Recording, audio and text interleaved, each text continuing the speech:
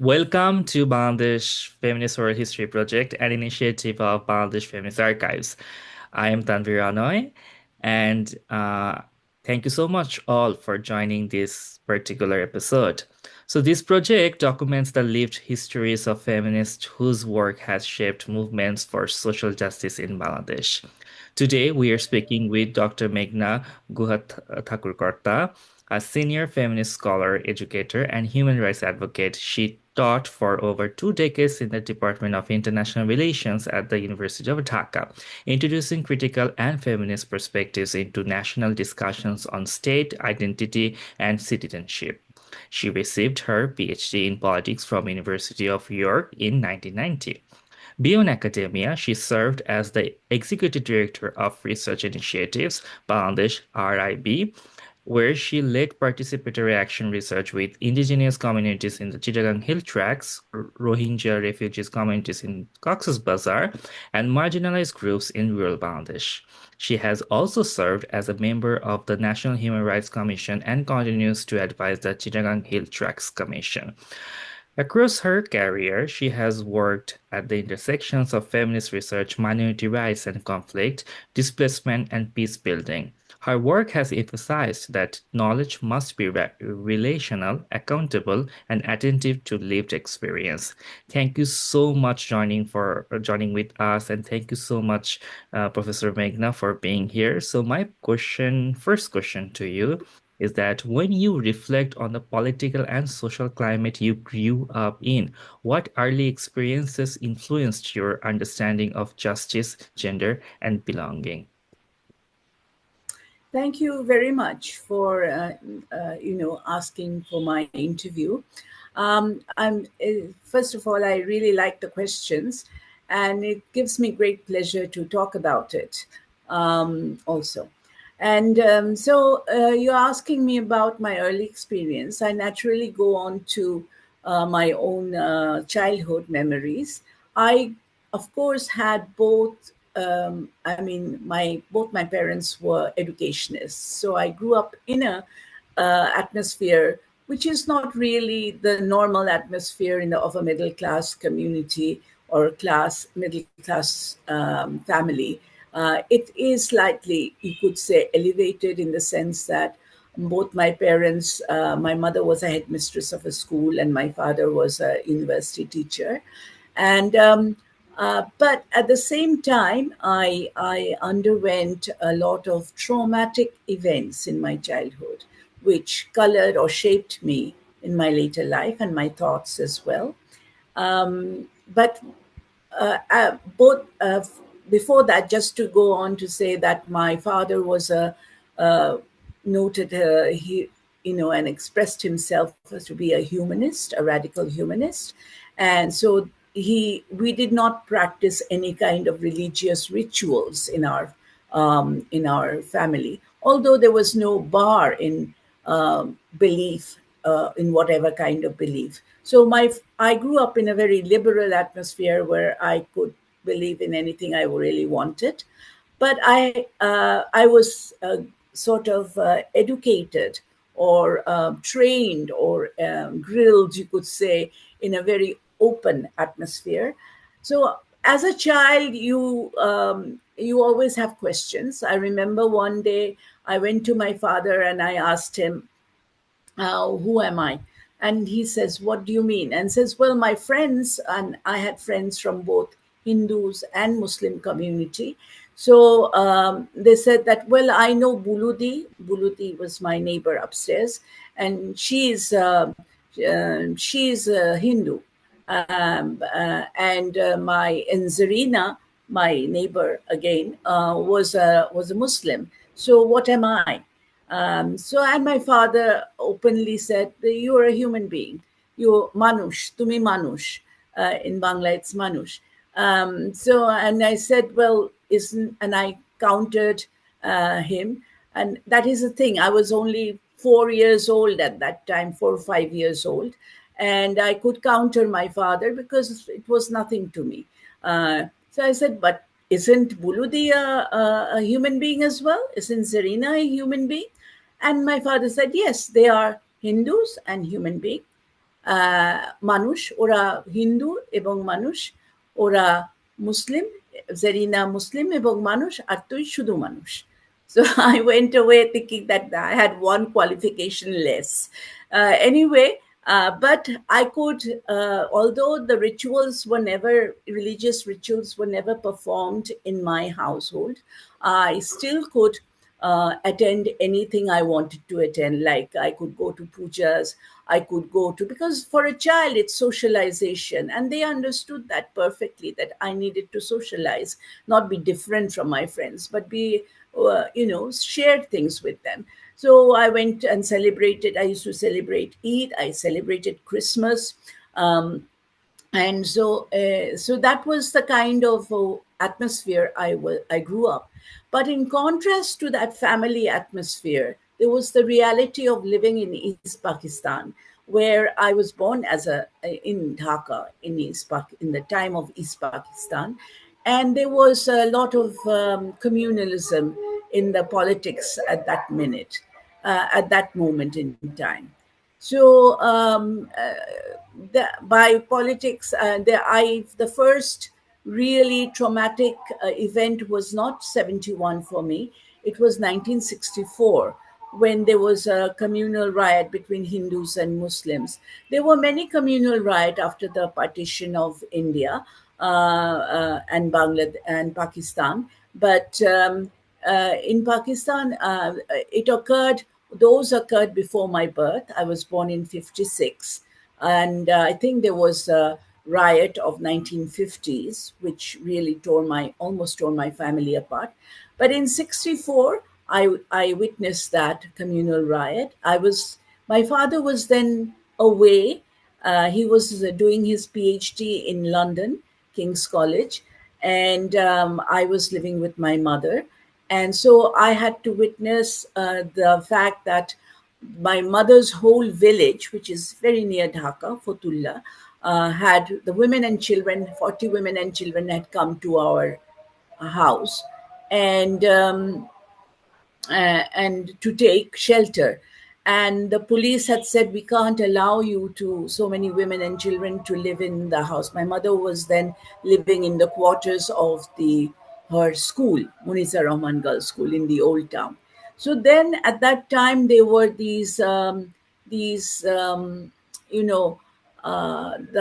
camps set up by the government. One of the camps was Shadhana Oshodhalay, which is a herbal medicine factory in the old town. And we were taken there. It was quite dilapidated. And we were taken there to be sheltered. That was for 7 days, until the situation was called safe by the government. So for 7 days, I stayed in that refugee camp like a refugee, being not having to live outside my town, but so that was quite an experience for me, and I think it stayed on. So this feeling of witnessing riots, being displaced, um, really it on the one hand, there was this reality I faced, and the other reality I faced was in my upbringing, where I was taught to be human. And yet, so this was quite a contrast that I had to resolve for myself. And I think it took me a whole lifetime to resolve this contrast. So being human, but at the same time, not being treated as human by being called various identities and being discriminated against. And I remember in 1970, I started to write a little bit of, um, you know, a sort of diary, you could say. Never really succeeded in finishing it. But I remember the first sentence I wrote was, I am a minority wherever I am. So by that time, by the '70s, I had been to England as a primary school student. I mean, accompanying my mother, visiting my father for 2.5 years or 3 years. And there I was also, I faced racism. And it was the '60s. And at the same time, I faced being a Hindu, discriminated as being a Hindu East Pakistan. And even when I went to West Bengal to see my relatives there, I never felt myself to be Indian because I read different history books from my cousins. So my cousins eulogized, say, Shivaji, whereas in East Pakistan we were supposed to eulogize Aurangzeb. And so there were these differences which always made me feel a minority. And that came out in that small, introduction to a diary that I had been writing or started to write.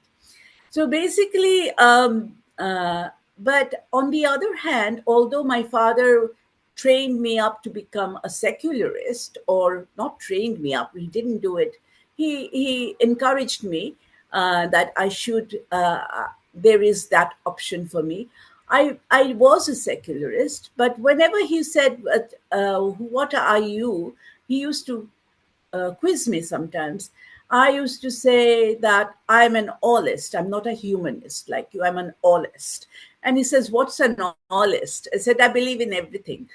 And of course, he took it as a child. He did not take it, in that sense of a commitment to being an allist. But what I really meant, I later on realized, was that I had that deep spiritual yearning as well, which I think I got from the because I participated and I engaged in all kinds of religious festival as well, and I realized that there is a artistic cultural expression of religion as well, all kinds of religion, even Christianity, Christmas, Buddhism, all religion. There is a cultural aesthetic expression which I liked because in Hinduism and Buddhism, I could dance, I could sing, and express myself.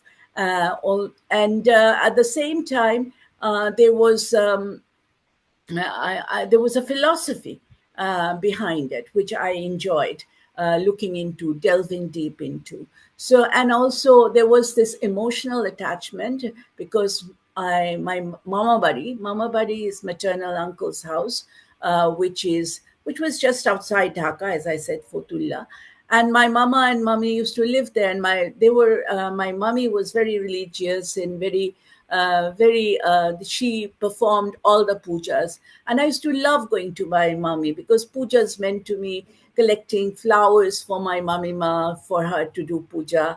It meant lots of good food, and so I enjoyed all that. And so that was really what uh, formed, not only in a sense I was the daughter of a rationalist, a humanist, but I was also had a lot of imagination and creativity, which was also encouraged by my father and my mother and all around me, and also by society itself. So that's how, and because of this imagination and creativity within me, which I never let go, my friends used to tease me that you're, oh, Meghna, you've already gone into an orbit. So I used to be with lots of people, but at the same time, I used to travel in my mind. And so that's what constituted me. It's very complex because socially you would like to call yourself a rationalist because people would understand, but also there was this spiritual and this creative and imaginative person in me which had equal status, and the twain never was one did not contradict with the other in as far as I was concerned. Sorry, that was a long answer, but you can. But the next, I'm prepared for the next question. Nah, thank you so much, Appa. It was really nice to hear from you. And it's your feminist oral history. You can say whatever you want to say. I'm here to support you. So my next question is for you: is that how did your academic training, particularly during your time at York, inform your approach to questions of nationalism, state power, and minority identity? Okay.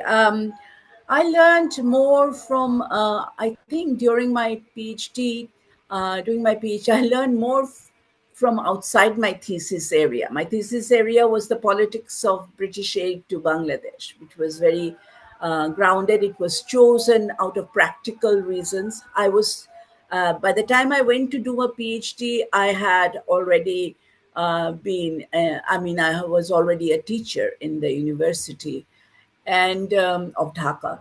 And so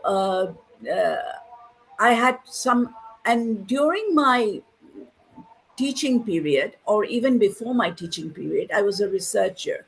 So I did a lot of research on rural development in Bangladesh because that was the in thing to do at that time. But also, it I went into empirical research, and yet I taught international relations. So many of my teachers and my colleagues could not understand this combination, that I'm doing research in domestic field at that, what they used to call it, and at the same time I'm teaching international relations, which is about things outside the domestic sphere.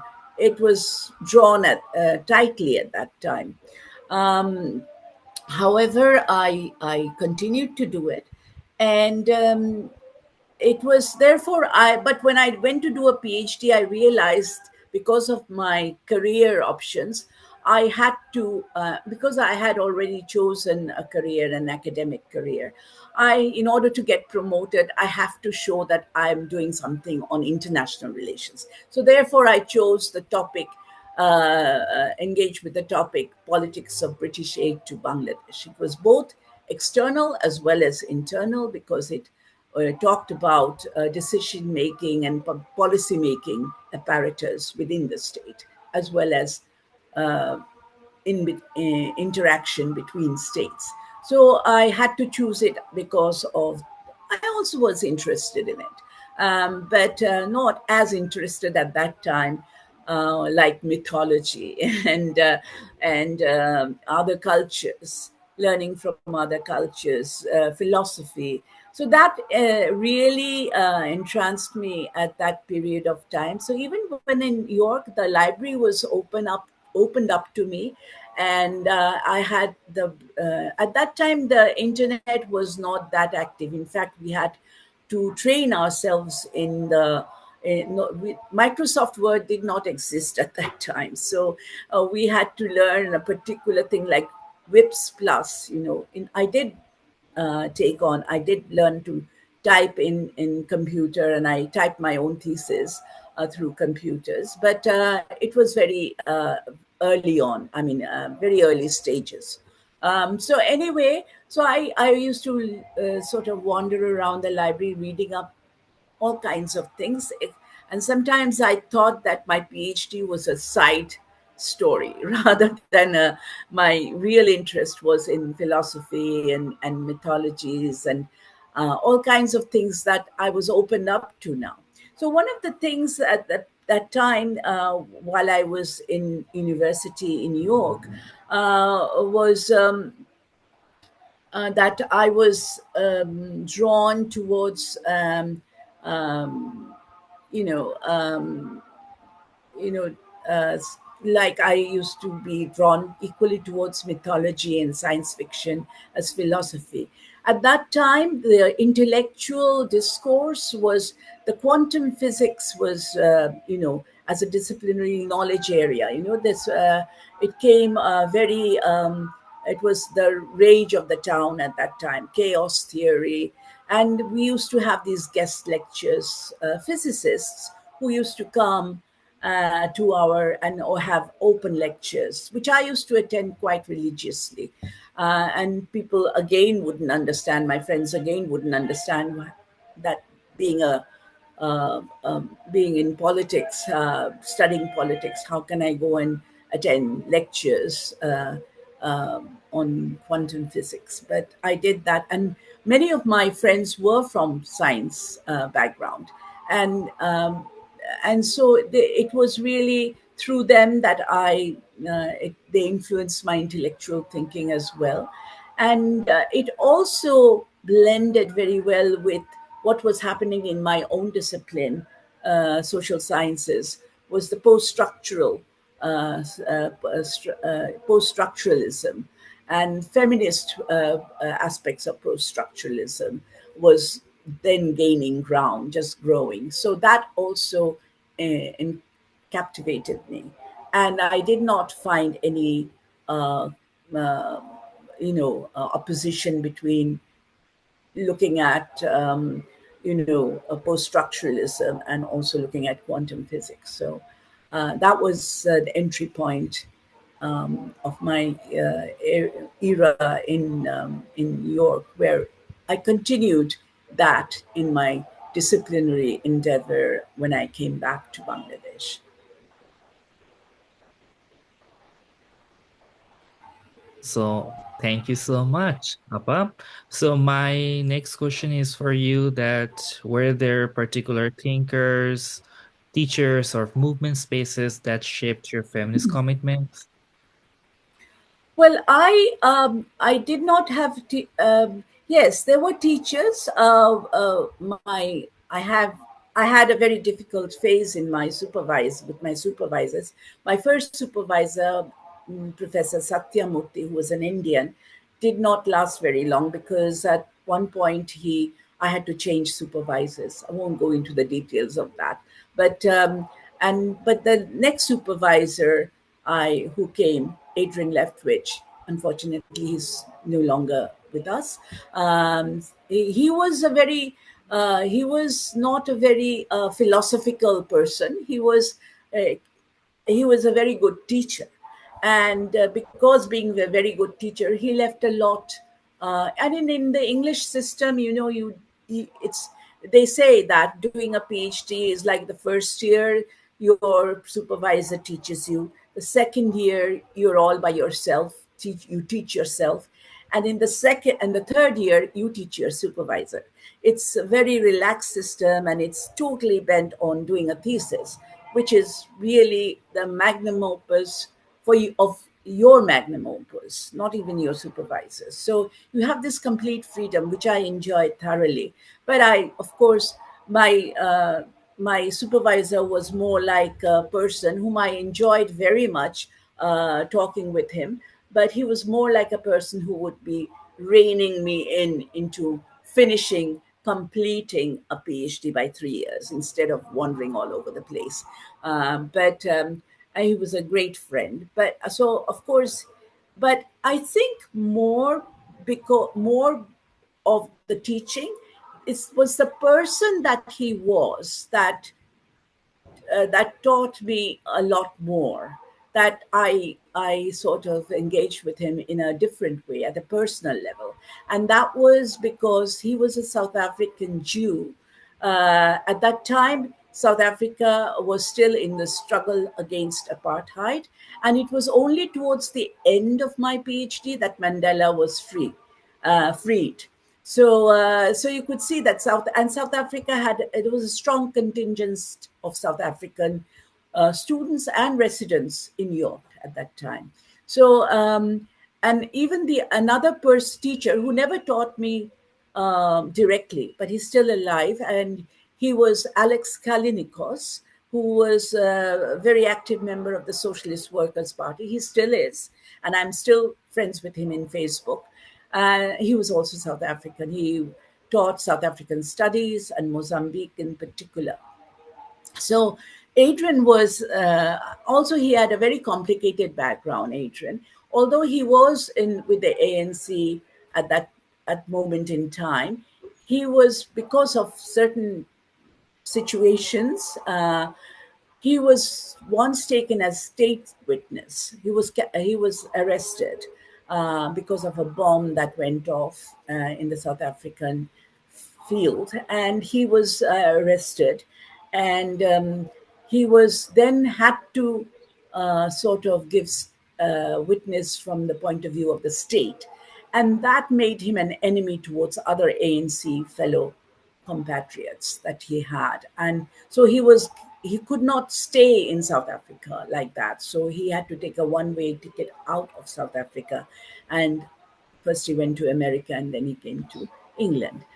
So he had all these troubled history. And it was those troubled history that really interested me, because I learned through those troubled history. I met with, and that therefore my group of friends were hardly English people. There were one or two English people, and I had family friends who were very good, whom I knew from my parents' time in England, whom I enjoyed their company very well. But my own friends, whom I made anew in New York, were basically from immigrants or from other countries. They were foreigners in England.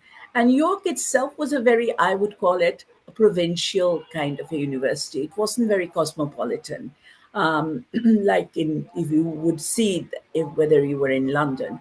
But at the same time, we made quite a cosmopolitan crowd in ourselves.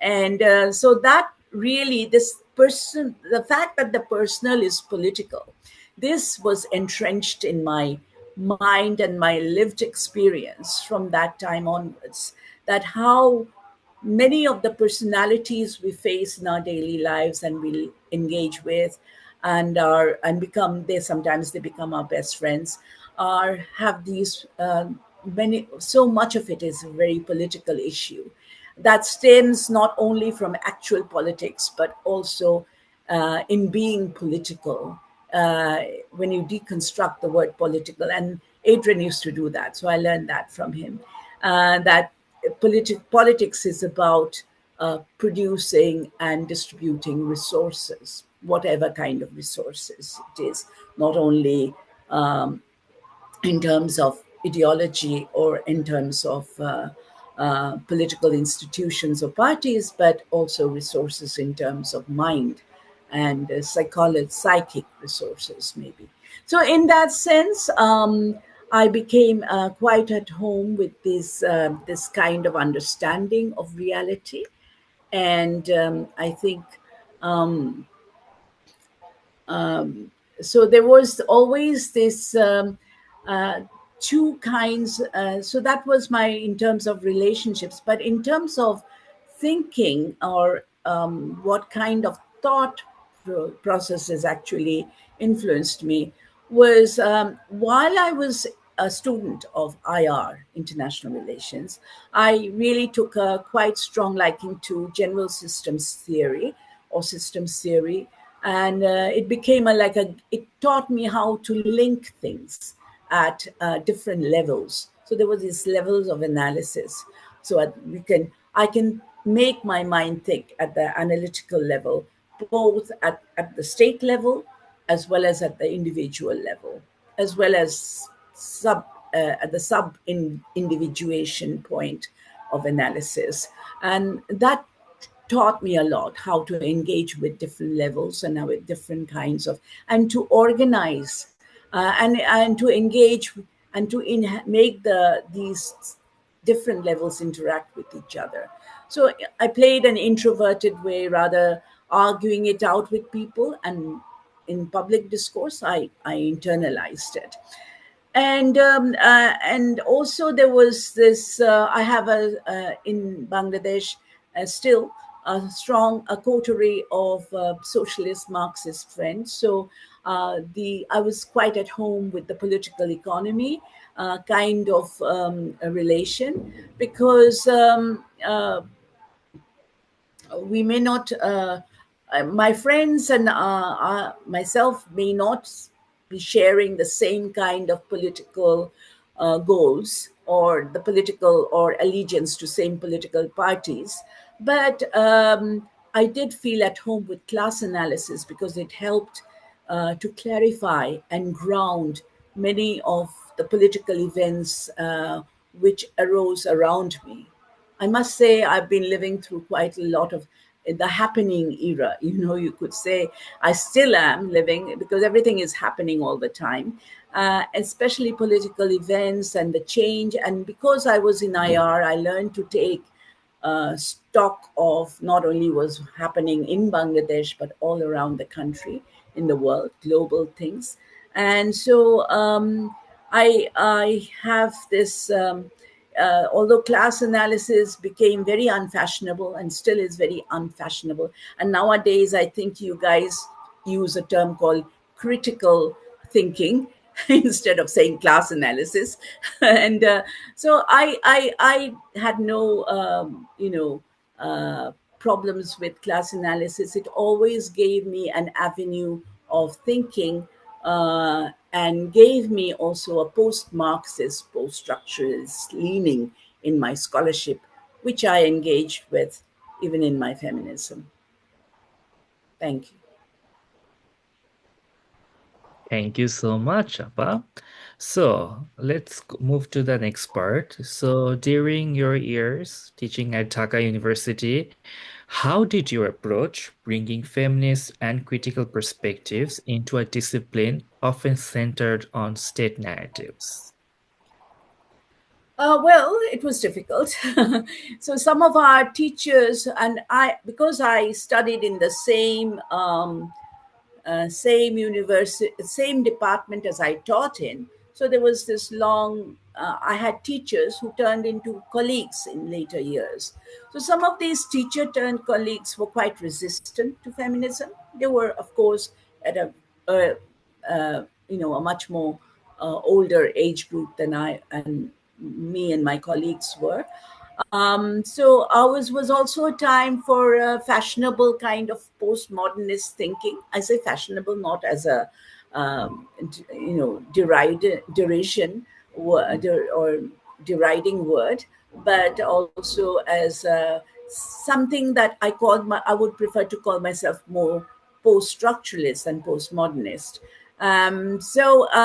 Yeah, so this postmodernist thinking also caught fire in the younger generation, the younger intellectual. It lit up intellectual minds, and of course, it taught us to step into different ways of thinking during even our time. So this kind of deconstructivist thought also played a role in our acceptance of feminist thinking. So we were, you could say, I think we always are in a kind of a juncture, but we were in a juncture of thinking of traditional ways of thinking by our older colleagues, and then by the younger colleagues were stepping into new directions of thought. And I think uh, because our department was a much more younger department. We didn't have so many, we weren't so top heavy. So there was a lot of young blood coming in. So I came in, and after me, there were two names which I will mention afterwards, Imtiaz Ahmed and Amina Mohsen, who are also top notch scholars in our times and now. So were just one batch next to me, and they became my contemporaries, in fact. So, in our contemporary thinking, our department reflected contemporary thinking more than traditionalist ways of thought. So, I think we could overcome this quite easily. Thank you. Thank you so much. My next question is to you. That what was the atmosphere like for discussing minority rights, militarization, or the Chittagong Hill Tracts within the university context?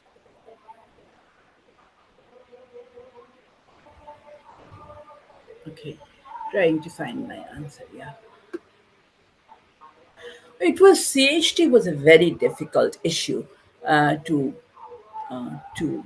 go into, I must say. And of course, I went in not only as a scholar, but also as an activist. And but it was interesting that CHT, Chittagong Hill Tracts, which is an area that is very dominated by ethnic groups and indigenous groups, um, was not taken up in sociology so much as it was in international relations. And I think it's because of the CHT at our time was a kind of a blackout, a media blackout area, because it was militarized zone, and so it was uh, taken on. It took on a very the interest in that area was expressed more internationally than nationally. So it was all right to talk about CHT outside. So we being in international relations, therefore, it came onto our plate before it came onto the sociology's plate, which was where sociologists did study it, but in a very ethnographic way of studying, tribes and other. Uh, they not politically, but socially. So it was a for me it was very difficult because as I said, I took it on as an activist, and that came about quite coincidentally because I was in this staying in the campus quarters, which was just next to Jagannath Hall.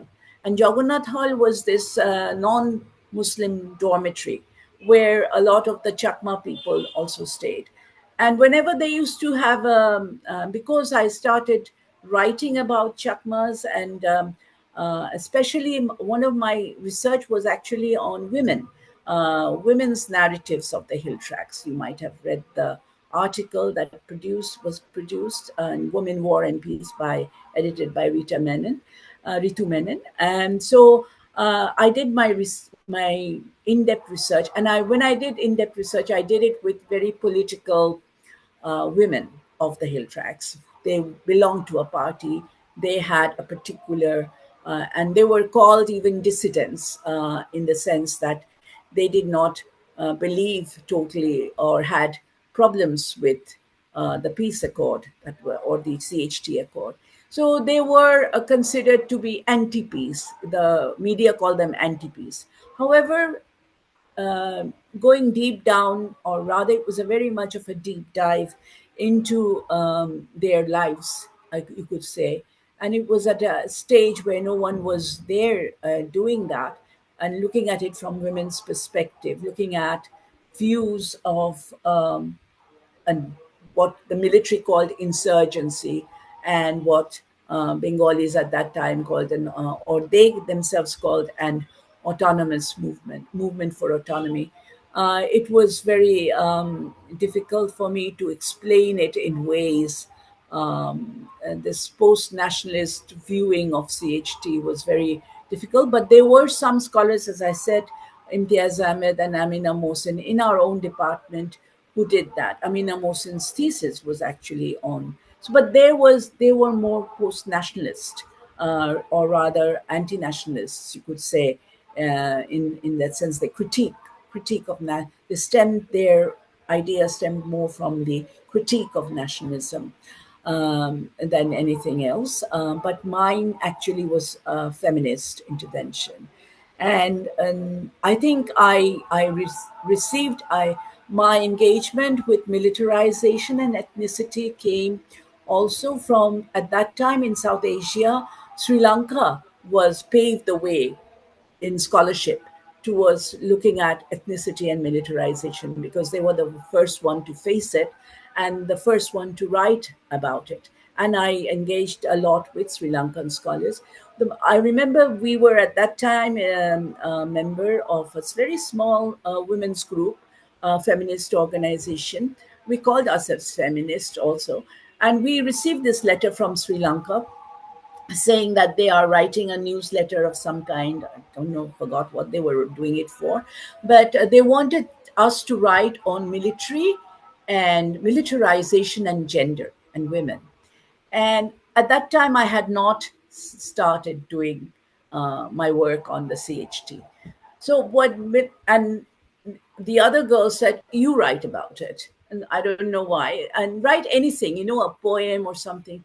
And actually, for the first time, I wrote anything about 1971, and my experiences in it was I wrote a poem, a Bangla poem on militarization, and looking at it from in the form of a letter, a poem in the form of a letter.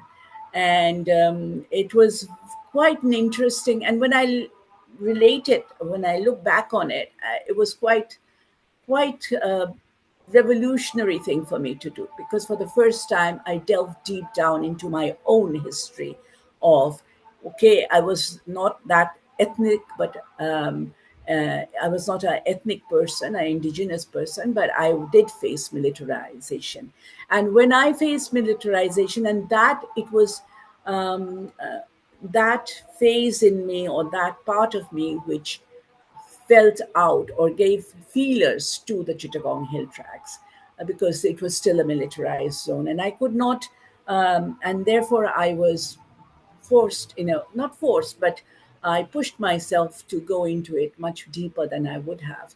And I remember being aligned with these people, that they were very politically vibrant people, and it gave me also a political vibrancy to. And so I studied nationalism and nation, not as because it was fashionable, but because it was a reality to for people who lived inside my own country. A country, and I remember marching, taking a long march to the parliament for on the Kalpana Chakma issue for the very first time. And we were taken in a police van because, they only took some of us, and seven of us, and they said, we don't have place for seven of you to take in the car, because they stop the march at one point, they meaning the police, and then they take you, accompany you to wherever you're going. So we went and sought the speaker, and but we didn't find the speaker. Instead, we found the deputy speaker, and he was later on the last president that we had before this one, Abdul Hamid, President Abdul Hamid, who was a Awami League leaguer, but a very seasoned politician. He entertained us, and we told him that, see, you have a party which represents the liberation war, and we fought against militarization in 71 against the Pakistan military. How can you accept the fact that in this freed country, that part of it will still be under the military, never mind which military, but still be under militarized, our people will still be under militarized, regime. uh, so he understood that language, and that's how we got across to him. So it was a very interesting, and many of my friends and many of the people that is quite prominent in Bangladesh was with me at that time. There was Anu Muhammad, there was Sarah Hussein. We were led by barrister Shah Jahan at that time, and of course a host of uh, indigenous community leaders. Many of them are leaders now. At that time, they were just student activists. So yeah. So this is how. Uh, I mean, it was not easy, and of course, I received threats by letter. Um, I kind of sussed that the letters were not. Of course, they came from the military intelligence, because at that time you couldn't get a letter by post. If you post a letter in the Chittagong Hill Tracts, it would arrive in Dhaka at least a week later. But I used to get that letter in 2 days, sometimes in the same day. And of course, I realized that although it was sent by post, so I of course realized there were other, intelligence behind it. But it also came from very friends of mine, even in my own department. I could trace that. Um, and so, but this wasn't the only, but at other times, it was interesting that my stand on CHT was nationally not approved, but socially, it was more my stand on if I ever took a stand in favor of Hindu minorities against the majoritarianism of Bangladesh, which was Muslim. It was then I was called the communal person. Oh, Meghna has become very communal. And I could never understand that. Of course, I can understand that because some people around you who profess to be friends or are very educated people, they were scholars of Dhaka University who said these things, and so you could see that um, you know much of the liberalism or much of the secularism that we profess for an ethnic community does not get translated when they become the problem. So that's, I hope it answers your question. Thank you, Abba. So my next question is for you is can you reflect on interactions with students that influenced or challenged your own thinking, if there's any? Yes, well, some of it I already covered in my previous answer, and uh, but let's talk about teaching here. I mean, me as a teacher, I teaching for me always was a two-way process. That means learning and teaching goes hand in hand. Every one of us know that. Anyone who's a teacher knows that. It's nothing unusual. But I once read a book at school, I think, called "Teaching is a Subversive Activity." Activity. It was a small book, a very light, paperback, but it influenced me a lot. The fact that it is that here I was also taking part in subversion of one kind, you could say, of going against the current. And that's the kind, you need subversion to do that. So teaching was also subversive for me, and as kind of a teaching things which are not in the mainstream, teaching things that are have been marginalized, teaching about people who are marginalized and not considered to be anything, uh, you know, um, worthwhile teaching. Um, it was also has reflected in my writing and the way I write. It's quite subliminal, and maybe also because I try to appeal to the I try to give subliminal messages more than um, you know, that appeals to the subconscious mind and the conscious mind. Of course, there are times when you also have to write very consciously and to awake people very consciously. But that you do only when you think you are in a position of strength. When you're not in a position of strength, I think and you're going against the mainstream instead of what do you say the word instead of forget the word English word, um, antagonizing, instead of antagonizing people the subject that you want to talk about, you first try to draw them in, saying it's not an alien thing that you are looking at. So it was same thing when I started writing. I used to write quite in Bangla. I used to write in the dailies. One of the paper pages which I used to write was the Shahitya Pata of Shongbad. Shongbad was not a very was a very popular at one time, but then it was not a kind of a newspaper to write, A class newspaper, but the Shahitya Pata was A class. It used to be read by almost everyone in Bangladesh, in Dhaka. And so the Shahitya Pata, because one of my friends and my class friends, in fact, Shamim Akhtar, was the editor of that page. She gave absolutely freedom to us to write anything we want. And anything to her was literature. It doesn't have to be a novel or a story, as in, and it was also open page. Oh, sorry, it was a different. Abul Hasnat was the editor of the Shahid Pata, and Shamim was the editor of the Women's Page. And Shamim gave us a space for writing uh, feminist writing there on anything. And so, and also Abul Hasnat gave us the space for writing anything at all, feminist or not, but progressive. And so I used to make use of that, not very often because didn't get the time, but that used to be read by a lot of people.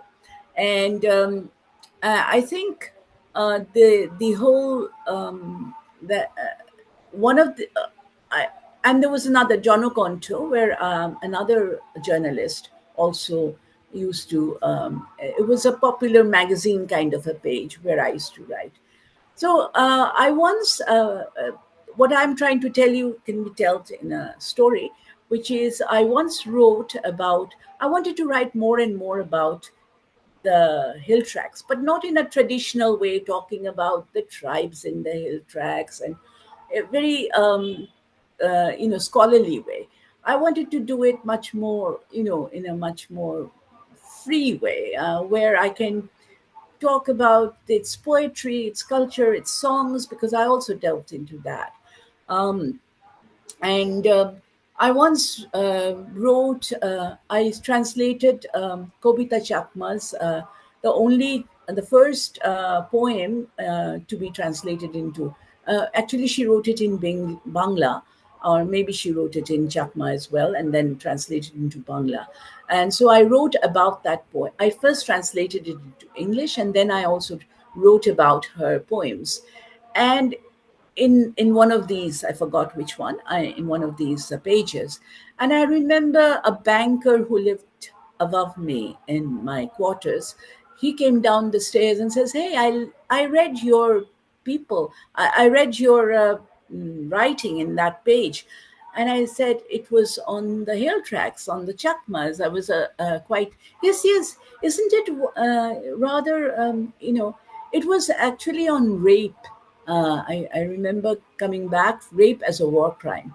And he says, "Yeah, it made me think a lot about these people." And I said, "Wow, and that was because I was not writing about so much about rape or the militarization or about the people themselves, but I was talking about poetry and about songs in their culture, and that uh, made an entry point. So these were the ways in which, and so I, you could say I quite delved into Eastern Asian philosophy, I Ching, Yin Yang, also Indian mythology, and uh, you know, that taught me uh, because everything else was quite stormy in my life. So I had to learn how to ride the storm.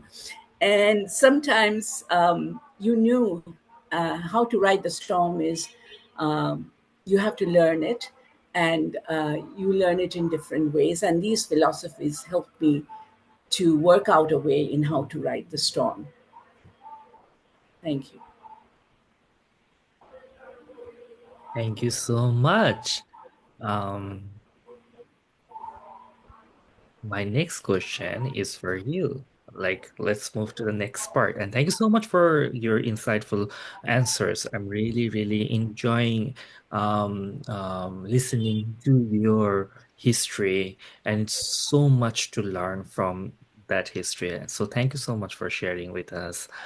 So, what prompted your shift from university teaching to leading participatory action research at RIB? Okay, I shifted to RIB because I was already in RIB when I was teaching. I tried to do it part time, but then I realized I shifted from university because people thought that what is it? Did I have a quarrel with anyone? No, of course not. It was just I reached a part of my life. I reached that position in life where I rethought my work as a teacher. And actually, I had been very interested in research from the very beginning. As I said, I started doing research before I even started teaching. But Dhaka University was very much a teaching university. And I think I enjoyed teaching, but then when I tried to do part time both teaching and research in the Research Initiative Bangladesh, it didn't work for me. I once heard an interview, the BBC program Hard Talk. It was an interview of Desai. What Desai? S. Her name is with S. She's a novelist. Not Sonali Desai. I forgot her name. A Gujarati woman. Of course, she's Desai. Some Desai. I forget her first name now. But she gave an interview in BBC Hard Talk where she was asked that she's also a scholar and not scholar. Yeah, she's an academic as well as a writer. She writes fictions. And it seems that she teaches in one semester and writes in another semester. And the guy asked him, why do you do that? Why do you separate the two? And she had an answer which really reverberated in my heart. And that was the fact that she said that, well, both teaching and writing needs quality time. And I could not afford to give two at the same time. My time in two different, both writing and teaching in the same time. So I took time off from teaching in order to do my writing. And that was exactly how I felt, that both research and teaching took quality time. And I could only concentrate on research. But going into RIB wasn't only about research. First of all, it was about building a different type of organization. It was institution building. And although I was while in Dhaka University, I was also a chair of a department. It's a rotation thing. You do it for 3 years. But that I didn't really feel myself go into it. And because it's more, that isn't about building institutions anymore. It's about serving as the, what do you call it? Highly elevated messenger from the authorities of the university to the students. You're the messenger or something like that. মানে peon, আমরা peon বলি না, পিয়নগিরি করা ওরকম। So I did not feel my creative juices flowing there. So I left it, in fact, in 2 years and went abroad. But when in Research Initiative Bangladesh, it was a new organization, and there were many interesting people in the board who each had their own ways of looking at things. So there was then Professor Anisur Rahman who introduced me and all of us in that organization on participatory action research. For me, what I was enchanted with, and the way what it drew me in, was it had a different epistemology. It was different epistemically from the research that we were doing at university or outside it even. And it was different from, even I was then teaching research methodology to my students. But it had a different epistemology about it, and this is, it actually, it had this epistemological shift from the division of knowledge from action. So it was an epistemology which unified knowledge and action together. And many people, we try to think scientifically about research as subjective and objective, and many people have objection towards participatory action research because it is a subjective. But that's exactly what drew me in, to rethink and reinvent and deconstruct the central notion of a researcher. The researcher is one that views everything. So everything is looked at it from the point of view of a researcher.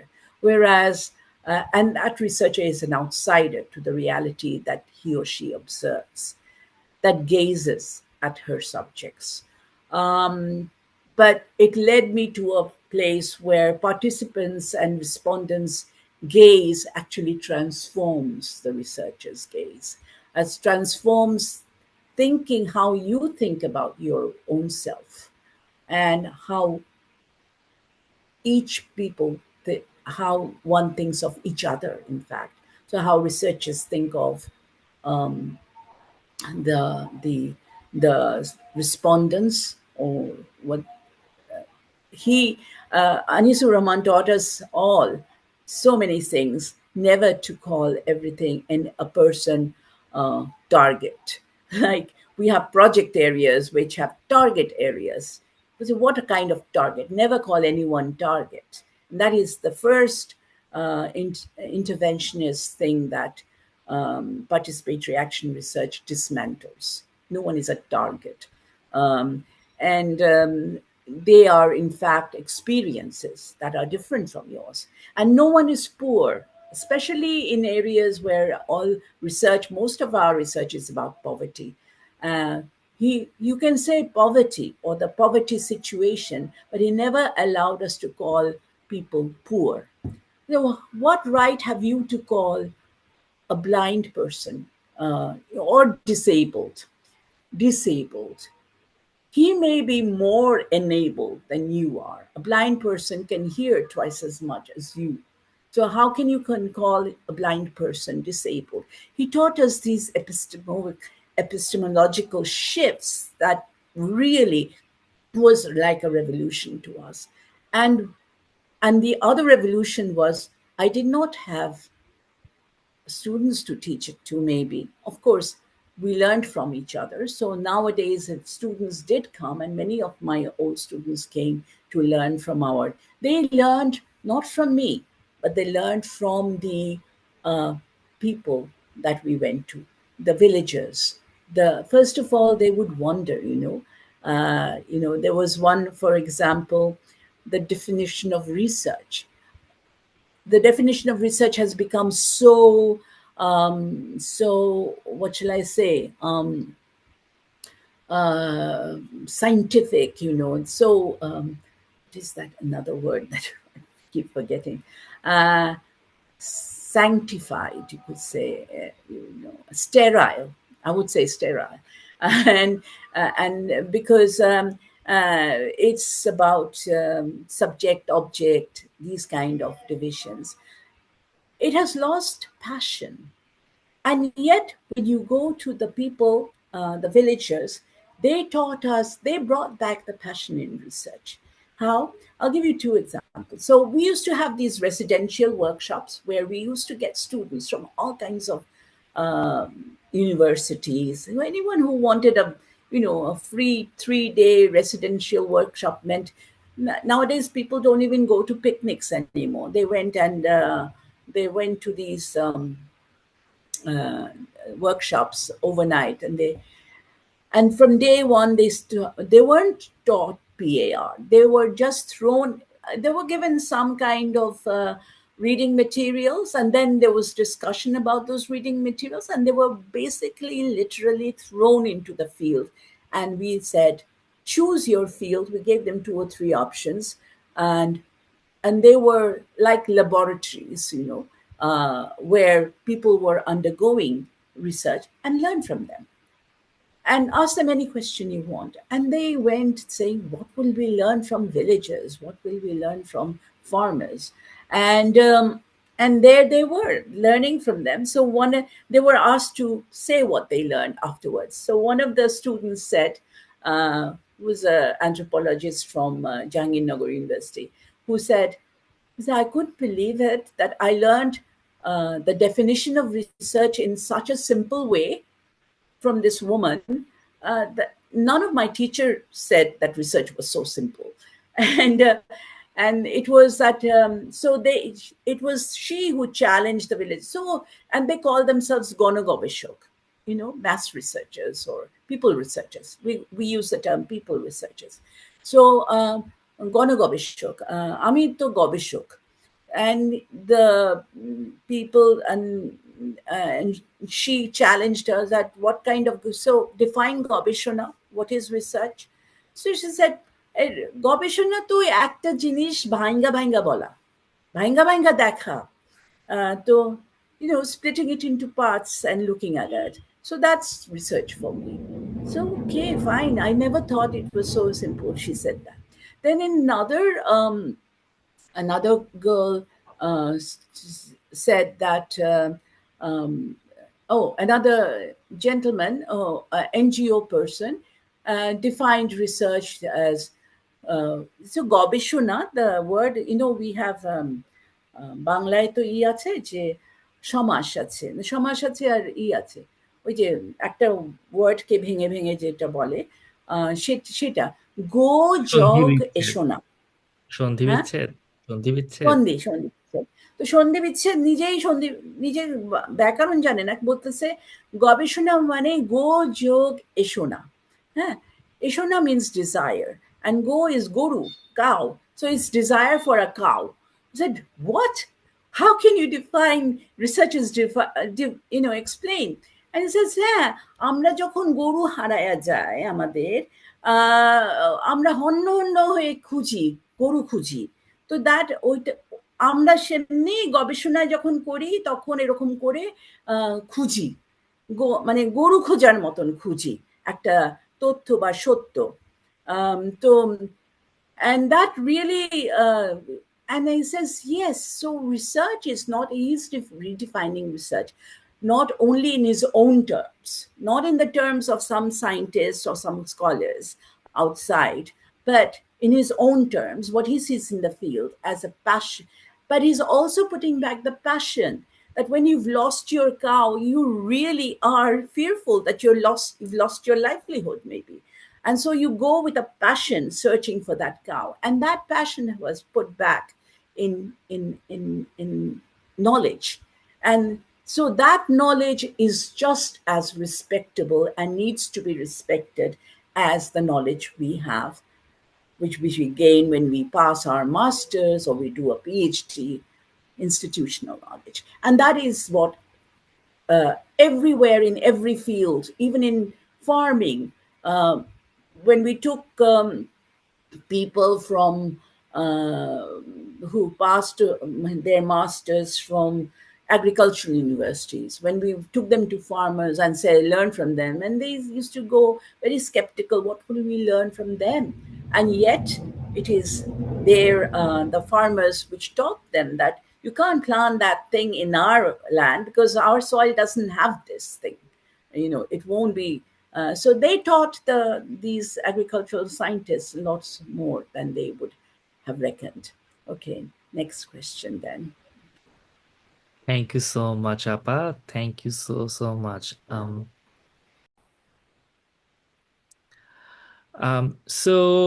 How do you understand the difference between producing research about communities and producing research with communities? I think you kind of like answered that question. Yes.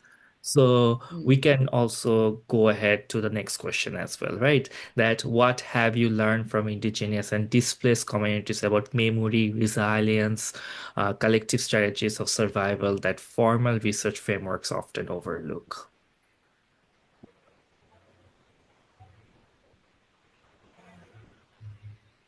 Sorry, can you repeat that question? Oh, yeah, absolutely. I can repeat that question. I'm asking about like what you have learned from indigenous and displaced communities about memory, resilience, and collective strategies of survival that formal research frameworks often overlook. So I don't know whether this is the which question, which number question is this in? You've skipped a lot of questions, I think. No, I did Uh, not, Appa. nah, in the Yeah. question that you gave me is Okay. I think it's I can't find that. number. Acha, number nine. Number nine. Yes. So yes, this is the next question. I thought you would skip the question. Okay. Anyway, my entry point as a minority and women have been very um, crucial in my research with um, marginalized communities, refugees, migrants. So I first of all try to relate my own situation, like I did of 71 and with militarization in 71, with militarization in the hill tracts. But at the same time, I also turn the gaze into my own self and critically try to reinvent my own learning. And so uh, in a way, many of the, say, one of the ways in which I therefore try to push the boundaries of my own knowledge through this. So rather than benefiting the communities, I don't know how far they benefit from my research, but I benefit a lot in my knowledge. And it's continuously being tested and interrogated. Like, for example, give you an example, when I did partition histories of my, and I had to take my own family, possibly because I didn't have any funding. So researching my own family was one way of cutting costs of research.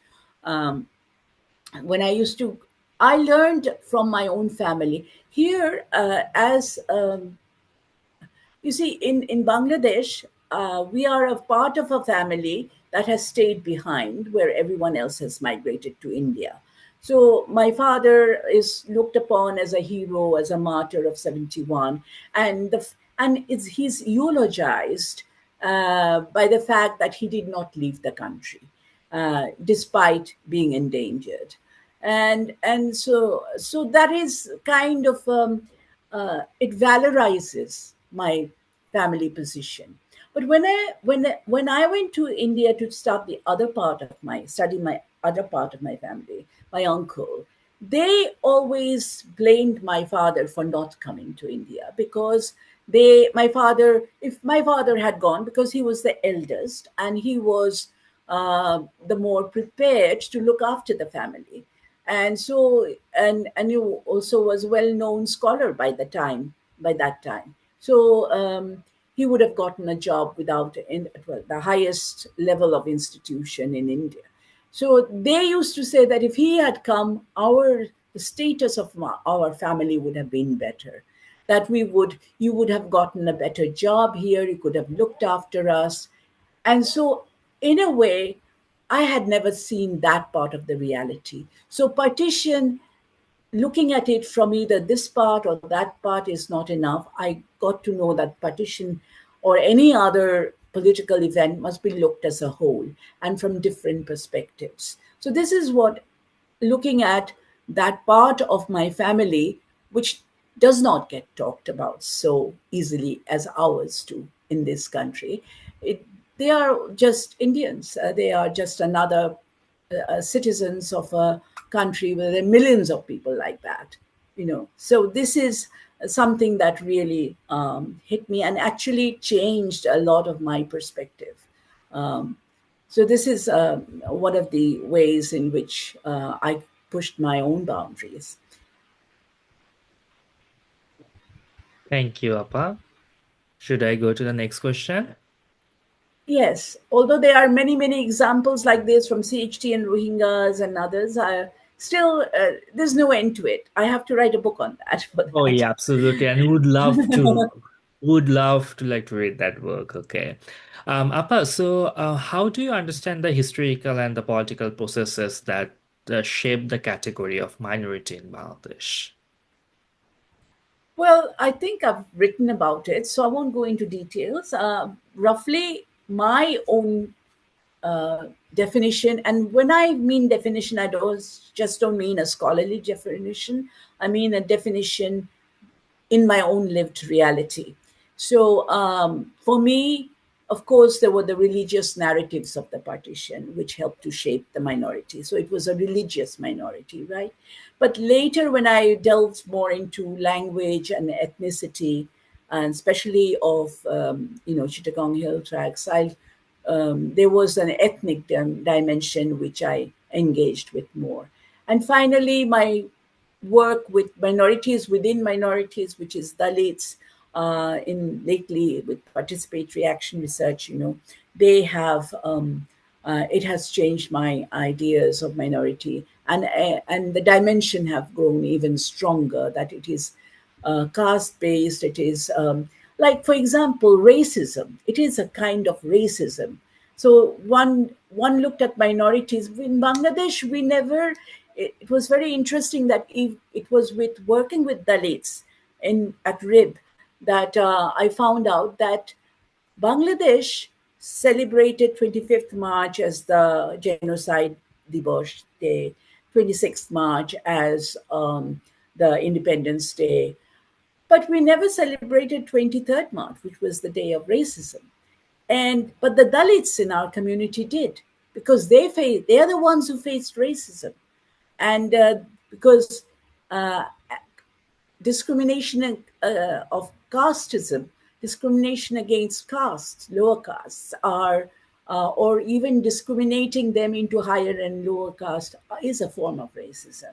So this is how my the definitions of minorities have shifted with my experience over time. Thank you so much, Appa. My next question is to you. How do your questions of gender shape experiences of conflict, militarization, and negotiations around peace and autonomy? Okay, there are three, I think, questions that still remain. It's the woman question, which remains all over Bangladesh, not only CHT. The woman question, which has never been resolved. In CHT, it has, the women have become more vocal than they have been, and they do carry a lot of weight now, what they voice, because most of the communities in the CHT, although they're indigenous community, they're very patriarchal, and so that's where the block is.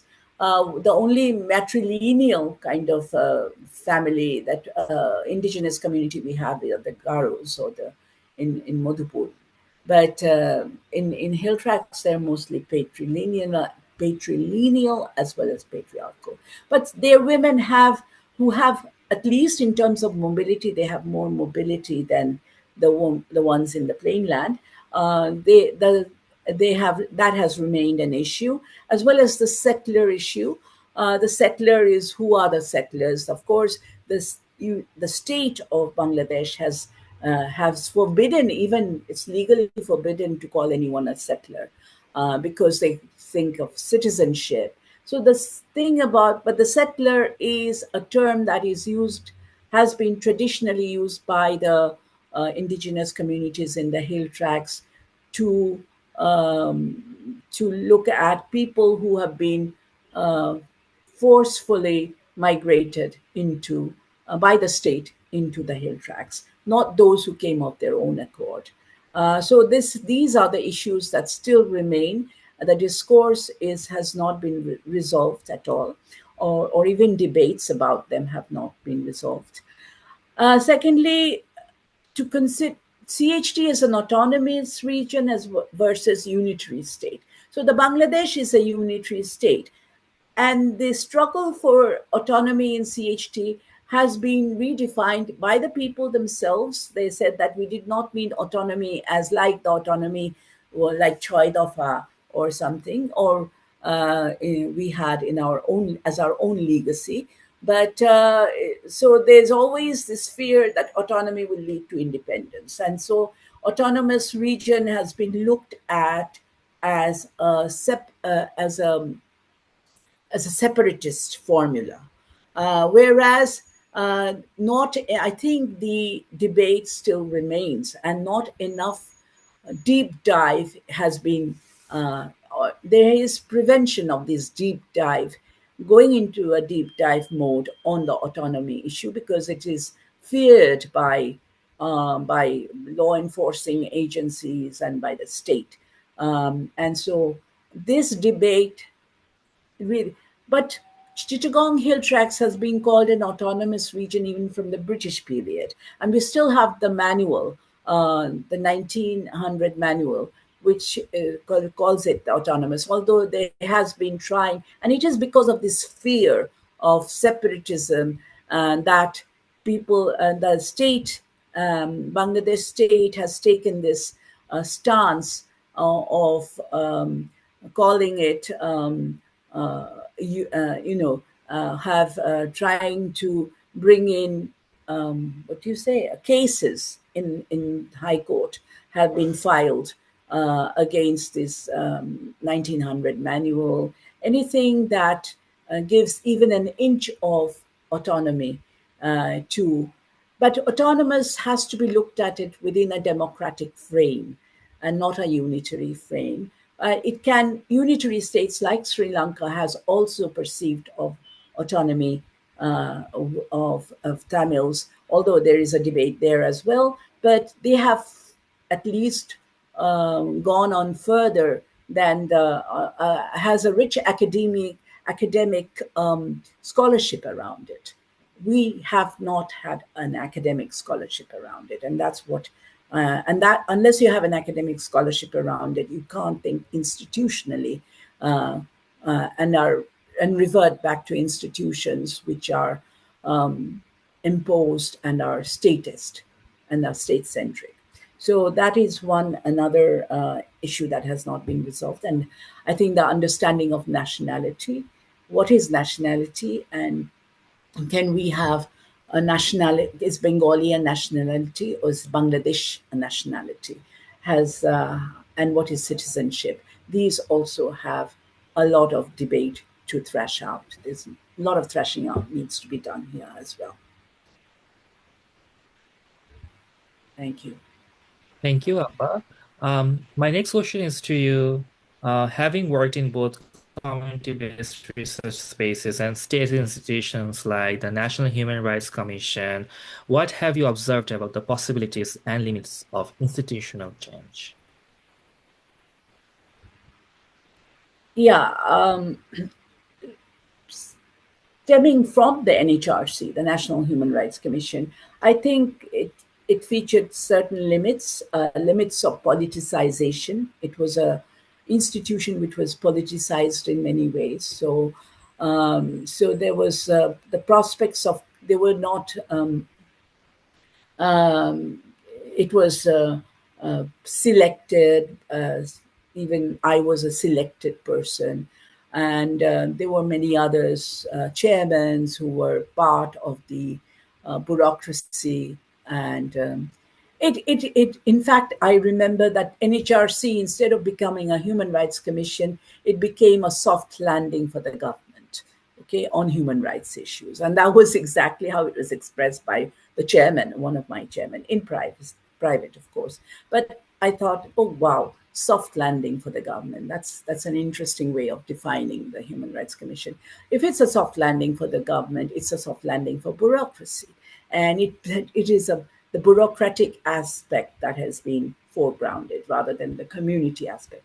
However, it is possible to get good people there, and by good people I mean committed human rights agenda can only be fulfilled by committed human rights activists, true professionals who foregrounds human rights in their work. They can be, whether they are journalists, whether even bureaucrats, or even not of the government, but many people think that being a judicial officer automatically inclines you to becoming a human rights friendly person. It doesn't. But so a human rights friend, people who are friendly to human rights, if they are brought in more in a critical mass within the institution, sometimes people do make differences, even though institutions doesn't. And so that's one way of handling it. And I think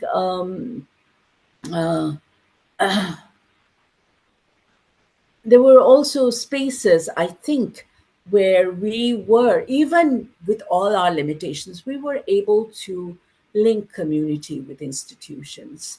And I'd like to talk about the transgender issue in this case, because I was, there were some things there were some portfolios, not official, it's not written in the constitution of the human rights institution, but informally we were given each of the members human rights, and I was a general member, not holding any post. So were given some uh, some portfolios to look after, which would be. And I was given the one that was called Dalits and not, yeah, Hijras and others. excluded groups. Okay, and no one defined Dalits, Hijras, and other excluded groups. Dalits, they knew. They didn't give me really religious minorities. They didn't give me plain land minorities. They didn't give me CHT. CHT was okay because it was given to someone from the CHT. That was the norm. But not even plain land indigenous groups, or even something that I was, or women even. So, okay, fine. I took Dalits and other excluded groups. So that could be defined by anything. So I decided that I will bring in a big way the transgendered movement, and not only hijras, but hijras was there because it was officially defined as hijras. The LGBTQI movement was not there at all. So once, and I laughed to myself that why they gave me this, that keep Meghna out of trouble, because I was the only one who didn't need to be taught what human rights UDHR was. The others had to undergo lessons on UDHR, and here I was, and so they didn't consider me to be very safe, I think. So they said, put Meghna in a thing that she will not disturb the mainstream workings. So she's already, they've socially excluded me as well as being having a portfolio of the socially excluded. So once they would choose, they would select themselves. They meaning the people who had the official, the chairman and the vice, the acting chairman, or the whoever is called the secretary and all that. They would go to all the important conferences in Geneva and other places. And once they asked me to go to Bangkok for the Yogyakarta Plus conference, which was on transgender. And I said, I'll happily go there. And I went there, and I didn't have a slot even. They just sent me saying, give her some, crumb, bread. It was like a breadcrumb.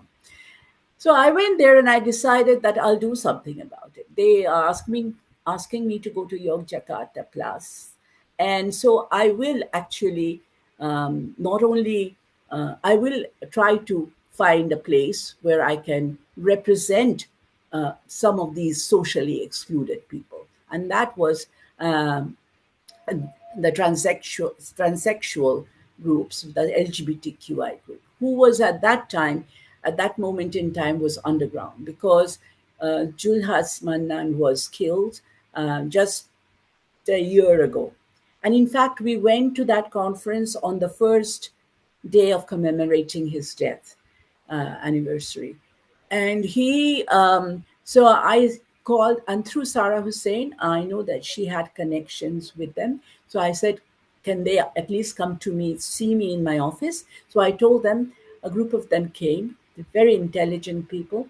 And I asked them that, look, I know next to nothing about this movement because I know the problems that you have, the challenges you face, but uh, unfortunately, I can't take you there to this. I have to go representing, and I would like to represent you.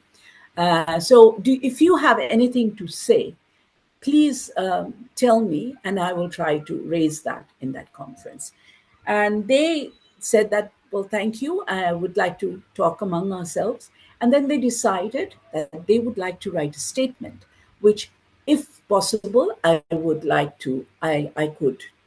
read out there, or if I couldn't, then give it to the organizers.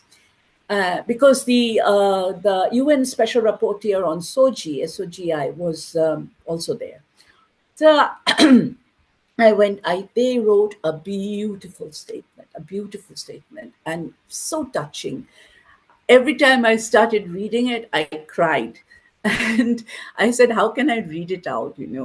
But then I had acting lessons before, and people taught me, if you are trying to portray something very sentimental, then it's better to read it again and again and again until it's mechanized, so that you don't feel the emotion when reading it, but it reaches the audience. So I practiced that in my hotel room. I went there. There was no slot for me to speak. So I went to the organizers. The Australian NHRC was organizing it. So I knew some of them, and they said, "Oh, yes, we can't give you a speaker slot, but we will, when the special rapporteur of Soji speaks, he will get a question answer session, and we will inform them that you would want to speak, and please, um, you take as much time as possible."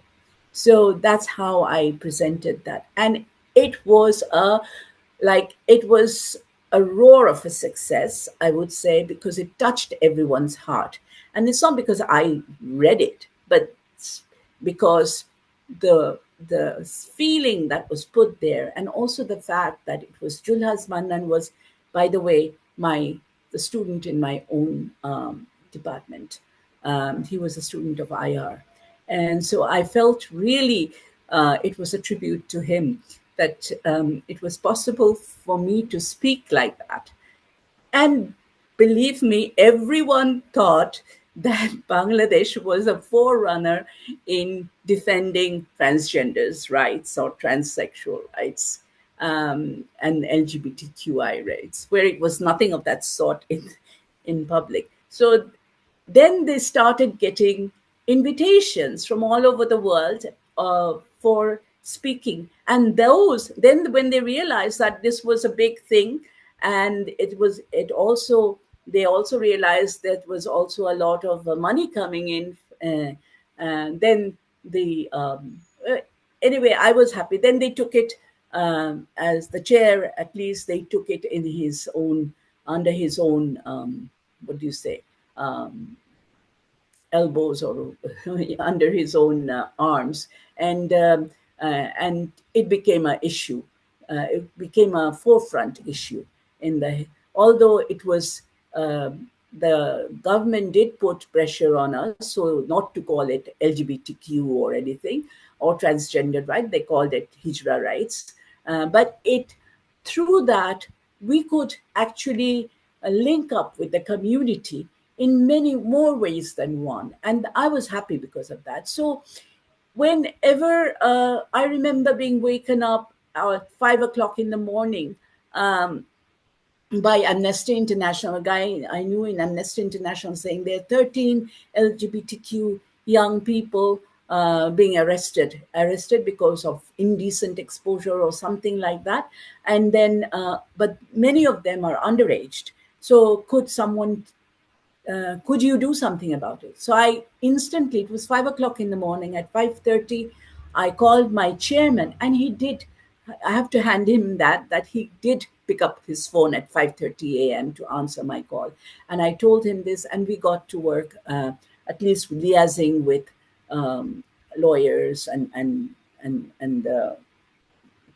calling up the police station, etc., for details. So this was really something that I really felt happy that I engaged with. And so it's possible for people, even among all these restrictions, to do all that. Is that maybe there are not enough people. You need a critical mass of these people to engage with. Thank you. Thank you so thank you so much, Appa. That was emotional. Thank you. So my next question is for you. When working with testimonies of violence and displacement, how do you approach consent, protection, ethical responsibility? Yeah, I think I've had several experiences on this, and everywhere my general statement would be that it's very much. I think it should be very much part of the feminist approach, that one should look at victim centered empathy. Uh, we don't know how justice. That is the justice that we need. The kind of justice we need is victim-centered empathy. First and foremost, whether it's a woman or a transgender or anyone, that is not looked up, does not have a status in society, if their testimonies are not respected, they are just done away with. I had this. this experience. I was asked to call up this woman, this young girl, in fact, who was sheltered in Teknaf model Thana. They call it model Thana, and that they should be this mo- this she was betrayed by her boyfriend who promised to marry her, and she went to he called him, and anyway, I won't go into the details, but then she ended up in this but her she went away because her mother was trying to get her married, and but she was committed to this boy. But then the boy rejected her, and she had nowhere to go. She ended up in this police station, and she was treated very badly. The first thing I was asked to pick her up and put her in a shelter because I happened to be in Teknaf at that time, um, uh, doing some research with BNWLA, which is Women's Lawyers Association. And so my friend who was contacted by the police about her said, "Can you please pick her up and bring her with you to Cox's Bazar? There is no shelter in Cox's Bazar we can put her into. So she needs to be brought there and she needs safe passage." So I did that. And when I went to the Thana, along with the lawyers that I had, the first thing the guy said, she's not so pretty to look at. So the boyfriend rejected her. So this is the this is the idea of a model Thana that you have. And so the fact is that whatever and many people, and I've known women to say that as well, that women either lie when they come to come with complaints of torture or nijaton, and they are usually they lie. They want to put the man into difficult position. um, so maybe in some cases they do, but the idea that this should come first in your mind is not to be done. That is what victim-centered approach. And that's how I've explained. I am doing women, peace, security. I have been the first drafter of the National Action Plan on Women, Peace, Security, and I've done several training sessions, the lots and lots of people. But and the first thing I say is, you first sympathize with the victim, the one in front of you. Um, First, give them a cup of tea, ask them to calm down, comfort them, and then ask for their story. And then, of course, you will have the freedom to investigate. There will be investigations done, and you can ask others any kind of question. The truth will come out. But why do you have to treat very first thing with suspicion that, oh, she's not telling the truth? So, this is the victim centered empathy that I mean, and it goes for all kinds of justice systems. And I've also faced that in another rape case. Anyway, I'm not going to go into that. Thank you. My next question is for you. Looking at feminist research and organizing today, what continues and differences? Sorry, I'm going to ask you the question again. So, looking at feminist research and organizing today, what continuities and differences do you see from the period when you first entered the work? Well, the continuities are there because patriarchy is there. So Kamala Hassan used to say this. I remember she was one of our mentors, in South Asian feminism, and she used to say there was this very fashionable phrase that I don't hear it nowadays anymore. But there used to be this fashionable phrase called post patriarchy. So postmodernism, post patriarchy, post nationalism, everything was post. So and she used to say, "I will be post patriarchy when there is no longer patriarchy. But as long as there's patriarchy, I cannot be post patriarchy." So it's like that. The continuities of the time that of the situation between our situation and the next generation is there because patriarchy still remains. The structures have changed, of course, and of course, therefore, Our struggles have attained different dimensions, but the struggles are very much there. However, it is what you need innovative ways to address them. Perhaps the ways that we used to address them was not sufficient enough. That can be critiqued and be brought into newer ways. And in terms of the differences that are there, there's a common saying that there is lack of human commitment. Actually, there is no lack of human commitment. There is actually increase of corporatization in our cultures. The corporatization used to be out there, now it is within us, within advertisement, within media, within our lives, within our daily food that we take. So this has to be dealt with in a, so this is a different atmosphere, a different environment. And of course, there's the technological dimension, which is brought in out by our mobile phones and other devices that we are become so used to.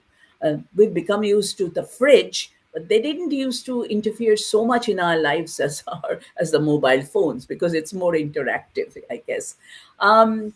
Because the fridge, you still have to go out, open it, right, and put your food there, and it's really you who put the food there. Anyway, the system also, it is, we are against a system in this, I mean especially for Bangladesh, which fails to comprehend or does not want to comprehend sexuality. And sexuality, I just don't mean in terms of transgender transsexuality. It's sexuality as a world of its own, as a universe. The sexual universe is sort of still like even early marriage. Most people will say, "Oh, they're poor. Poverty is the reason." Well, most of the reason given for early marriage. Actually, it's fear of sexuality, that your child has grown. Sometimes they accuse mobile phones. Teachers do that, tend to do that. They accuse the poverty, যথেষ্ট সচেতন না. People are very much aware. People are fearful of what they are aware. And we don't want to understand that. We don't want to understand that adolescence, the concept, people talk about Gen Z, but Gen Z has to go through adolescence period. Who are the adolescents now? Are they the Gen Z, or are they pre-Gen Z, or are they alpha? Oh, I don't know what they call them. We tend to labelize things, but we don't tend to understand the universe of the adolescents, or growing up, or hormonal change, or anything that has to do with sexuality. And it is so much entrenched. Perhaps it is entrenched more in Bangladesh because of religious thinking and religion based thinking, but it's also true of middle class approaches. It's Victorian. We're still under the what the West was under Victorian times, that you cannot talk about certain things, and you cannot should not talk about certain things. But this is something that needs to be broken. I don't know how on earth you're going to break it, but we need innovative mechanisms and approaches for that. And also the differences in engagement with idealism. Because of this corporatization, we've just forgotten idealism as anything to go by. I mean, one needs to be pragmatic and practical rather than idealistic. This is also, but one needs to be idealistic also to be practical. That is a lesson that we haven't turned into right now. I think one needs to do that. Thank you. So we have two more questions left. I will be fast. So the next question for you. What practices, principles, or forms of solidarity do you hope the next generations carry forward? Well, we talk a lot about intersectionality nowadays, but there's also a lot of critique coming up on intersectionality, in which sections, how. But just to take it as a word and not as a philosophy or of any kind, we have to look at multifaceted vulnerabilities. So even one person have many vulnerabilities. Like I can be a minority religiously, I can be a minority as a woman, I can be a minority as someone who thinks differently than others. All kinds of vulnerabilities, and these are minorities are one form of vulnerability. There are other forms of vulnerability, of not being able to understand one's language, of not being able to say that I am a Bengali, and not being able to sing baul songs, So all kinds of this. So we have to think of networks as bridging these multifaceted. So let's not talk about intersectionality, but bridging multifaceted vulnerabilities. That is the kind of solidarity that we are looking for. And also occupying more and more critical spaces, spaces which criticize, as well as spaces which have critical mass in them. So we talk a lot about women, but women can form a critical mass, but they have, most of the time, do not form a critical mass. It's because they do not have meaningful intervention, meaningful role in decision making. They are sometimes taken as tokenism. And so you can have a critical mass of a body of a woman who, a critical mass of women, but who do not form a critical space. And so we have to think critically about that. So occupying critical spaces is very important. Okay, so I think we're approaching to the last question, and the last question is to you. What continues to motivate and sustain your commitment to this work? Well, very simple. It's like there's so much to do. I feel there's so much to do, and also what to do is very exciting for me. I still feel excited by this field, by my work and my experiences and the experience. Continuously I'm breaking new grounds, and that's what excites me. Many have called me that you are spread. I mean, many have one or two specializations, but you seem to go from partition to this to that. And I said that for me they're linked. They are linked, and I try to bridge those gaps. That's what I do. And I'm never bored. I'm continuously learning. Thank you, Appa. Any last words you want to say to the audience? No, I am fine. Thank you. I think I've said enough. Okay, Thank you for okay. your questions, though. They are very engaging questions, questions I, I would like to engage with. And very few people have asked me these questions. So thank you. I'm so happy that you like those questions. I did made a mistake when I started the conversation. I butchered your name. Can you please say your name so that like our audience will also not butcher your name? Okay, my name is Meghna Guhathakurta. So the last name is the most confusing, I can say, Guhathakurta.